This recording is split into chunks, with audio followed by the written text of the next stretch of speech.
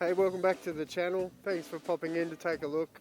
This is Ford and back out for another quick video on the electric unicycle Inmotion V11 suspension unicycle.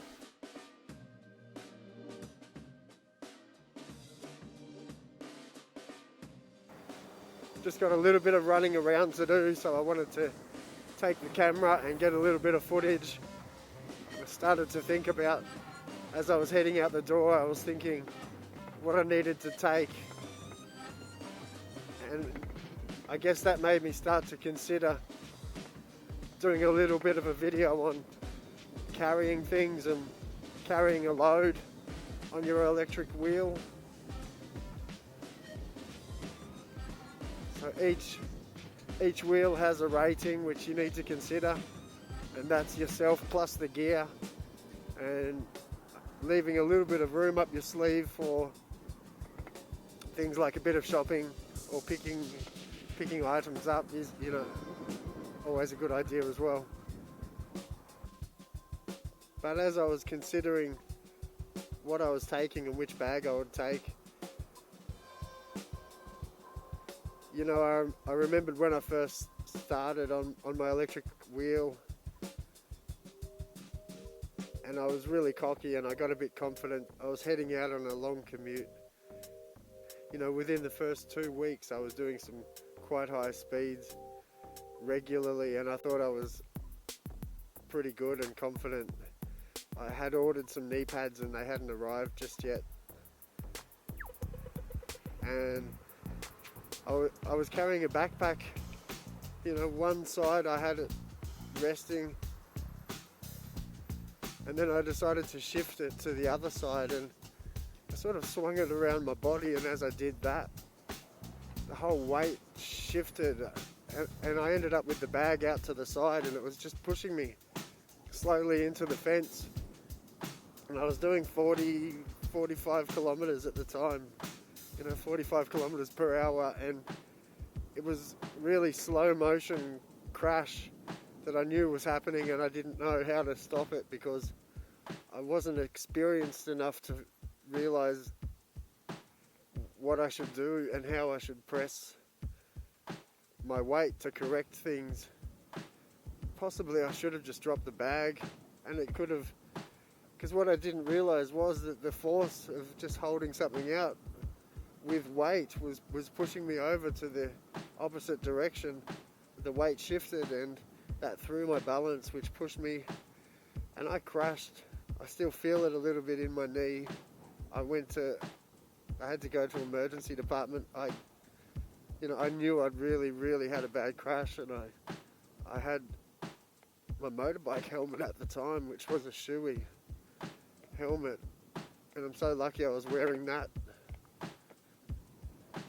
day, and it really took a big hit on the cement, and my knee was smashed, and I knew I had really done some damage, so I had to get up quickly, and the wheel amazingly took up, you know, it did so well. It was such a durable thing. It slid on the cement, and the pedals took a nice gouge. I'd only just put the new Inmotion spiked pedals on, and they took a big, you know, it ground off metal. So I was off the wheel for a couple of weeks, and you know, I've got a photo, but it's pretty graphic. My knee turned black. I was really lucky, and it made me then consider making a video about weight, trying to keep a center of balance, and if you're going to carry a load, that's going to shift. And it's really good. You know, it's such a useful tool to carry things.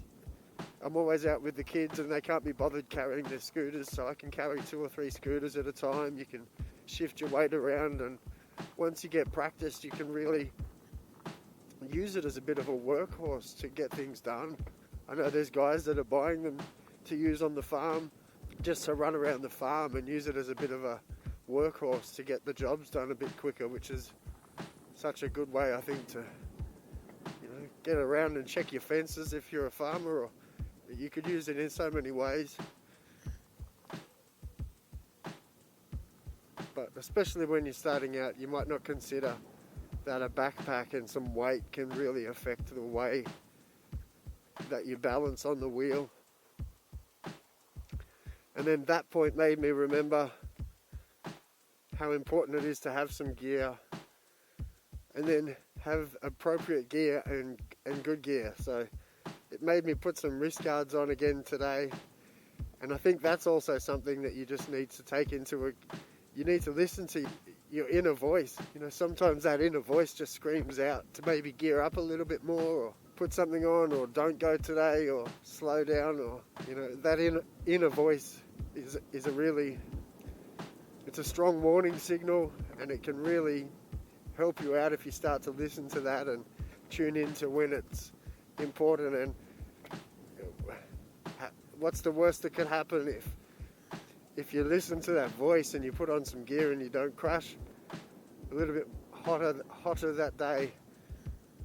But, you know, if the coin flips the other way and you end up crashing, you know, you'll be pretty glad you listened to your inner voice and put those wrist guards on, put that extra helmet on, or put the jacket on even though you're really hot that day. So I made a little bit of some footage earlier, and I just covered over a little bit of gear that I've got laying around at the moment. You know, gear that I bought and gear that I've upgraded and things that I'm using now. A lot of my shopping I do on AliExpress, and it does take a little bit longer for the products to arrive, but there's a lot more choice. I think they're a really excellent place to shop. If there's any disputes, they correct it or refund your money, and you can really trust the reviews. You know, if you search for a product, and then you can filter by orders, and that way you can see, you know, the product. If you're searching Inmotion V11 pedals, then you filter it by orders. You can see the one that's been shipped the most, and that's usually the one that's a reliable seller and has a good price, and you can be trusted to go with that. So have a look. There's a lot of Inmotion products. There's also a lot of other electric unicycle products, but also look into mountain biking gear, and look into, you know, if you're looking at jackets, you can look at motocross, summer motorbike jackets. If you type summer motorbike jackets in, you'll usually get a good variety of textile jackets. There's even mesh jackets now. There's, you know, vests. You can be really extreme and get into things that have airbags. So it's your life. There's a good chance, especially when you're starting out, that you're going to have some incidents, a few crashes, sketchy moments. So get some gear. There are downsides. These wrist guards, for me, I can't wear my Apple Watch, so I can't look at my darkness spot and read my speeds as I'm riding along. They rub, you know, they hurt. So you need to probably look at, I'm sure that there are better wrist guards available. And the more comfortable that you can be in your gear, the more you're going to wear it. The stuff looks cool, you know. I feel like a bit of a superhero, maybe a Power Ranger.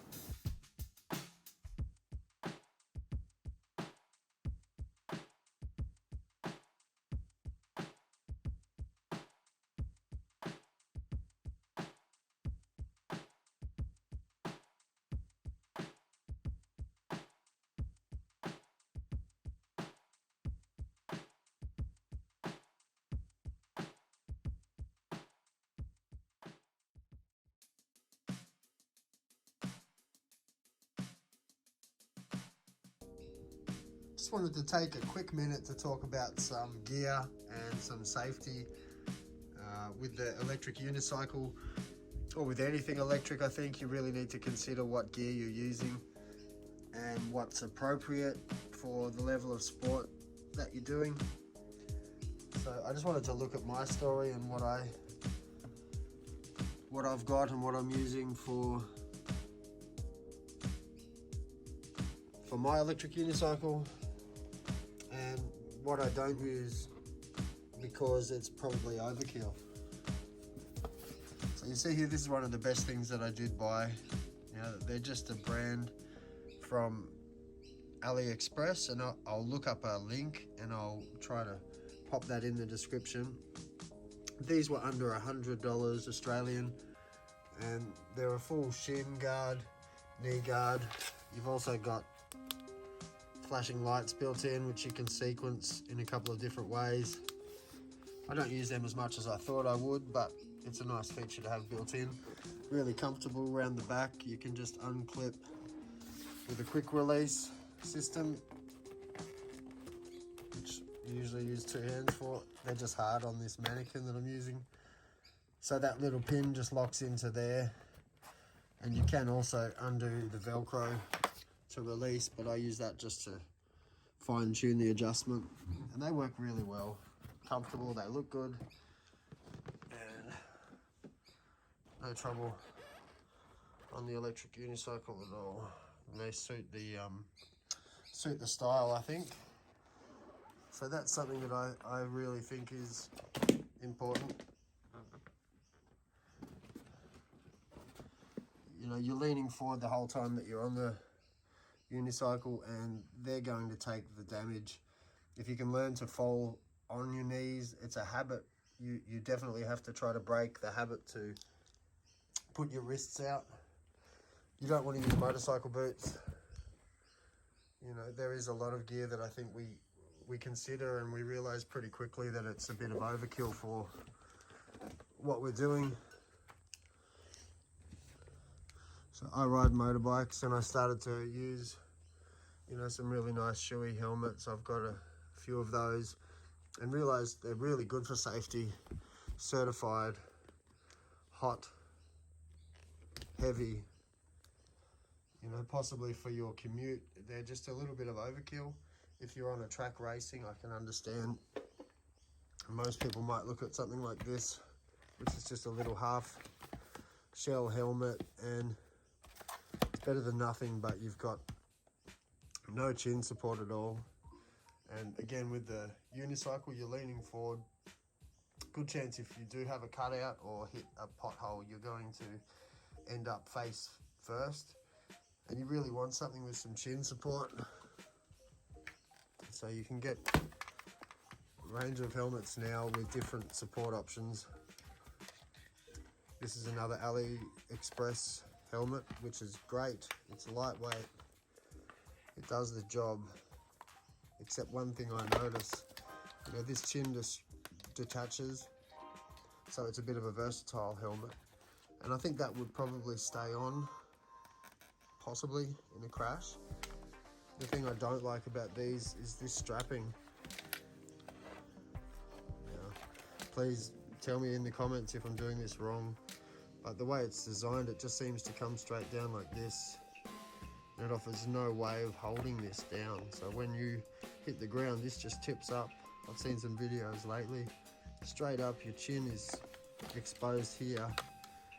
So, you know, your chin's just gonna hit while this is pushed up. What you need is a strap that holds this down in place. And I tried to rig it through these holes, but it doesn't work effectively. So you try to save some money, and it does, I think, offer a little bit more protection than a half shell, but it's really not doing the job. And this is why I did upgrade to the TSG PASS in the end, because it has one piece on the chin. It's so lightweight, it's beautiful and comfortable. There's room for my inserts or some headphones. I can use my Bluetooth setup. It looks great. And I know that I'm protected. It's a really well-rated race, you know, downhill racing skateboard helmet. You know, textile jacket. This is another one that I've just got for the kids. I use an Alpine Star jacket, which I'll put in a few videos shortly. But something that has, you know, this has shoulder pads built in. It's got good elbow pads built in. It's got a back protector built in, so it's rigid. It's, you know, it's designed to take a scrape along the ground. It's gonna take all that friction off your skin. You know, other things to possibly consider: compression type stockings, knee supports. You know, if it's cold, you could have a balaclava under your helmet. Compression bandage isn't a bad idea to have in the bag, and I use this as a compression knee support when I was just getting back on the road. That was just as I was starting. So, you know, a lot of gear, you don't need to use it all, but it's something to consider. Recently saw a video of somebody on a Sherman that was ungeared, and they were really pushing it with the lean, and it cut out, and geez, they nearly died. So you can really have some trouble. You don't have to be going too fast, especially if you're just sitting in traffic and a car or some accident happens. You want to be protected. You want to be back out on the road. You don't want to be in a hospital. You don't want to be recovering with broken limbs. I've also got wrist guards, of course. I just didn't have them right here for this video. So that's just 5-minute chat on some gear that you might want to consider when you're jumping on the electric unicycle to go for a little roll.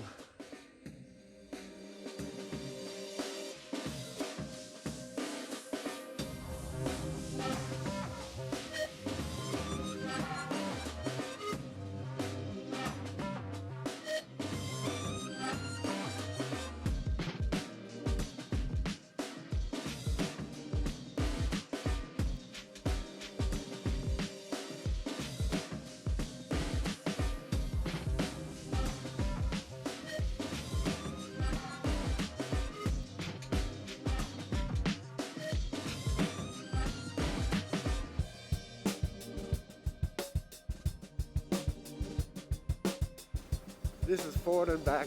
Thanks again for watching another one of my videos.